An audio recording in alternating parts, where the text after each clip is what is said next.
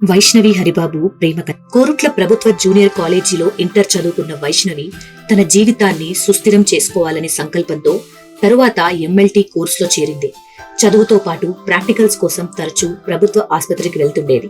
అక్కడే ఆమె జీవితాన్ని పూర్తిగా మార్చేసే పరిచయం జరిగింది. అదే హాస్పిటల్లో పేషెంట్ అటెండర్ గా పనిచేస్తున్న హరిబాబు మొదటిసారి వైష్ణవిని చూసిన క్షణంలోనే ఆమెతో ప్రేమలో పడ్డాడు. ఆమెతో మాట్లాడటానికి, దగ్గర కావడానికి ప్రయత్నాలు మొదలుపెట్టాడు. కొంతకాలం తరువాత తన ప్రేమను వ్యక్తపరిచాడు. కాని వైష్ణవి మాత్రం మొదట్లో అతని ప్రేమను తిరస్కరించింది. అయినా హరిబాబు వెనక్కి తగ్గలేదు. నువ్వు లేక నేను బ్రతకలేను అంటూ ఆమెను ఒప్పించడానికి ప్రయత్నించాడు.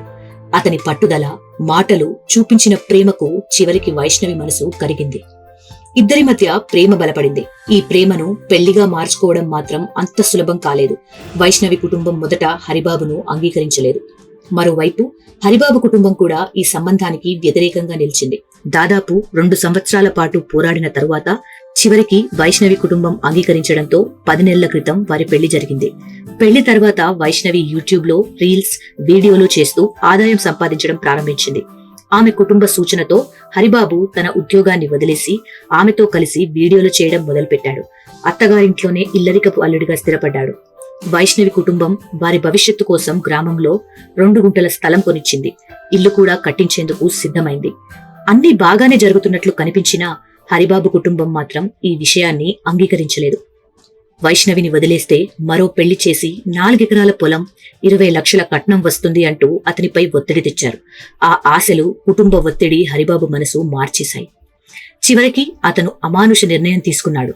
ఈ నెల 16వ తేదీ రాత్రి తనతోనే జీవితం గడపాలని కలలు కన్న వైష్ణవిని హరిబాబు కిరాతకంగా హత్య చేశాడు. ముందుగా దిండుతో ముఖాన్ని మూసి గొంతుపై బలంగా నొక్కాడు.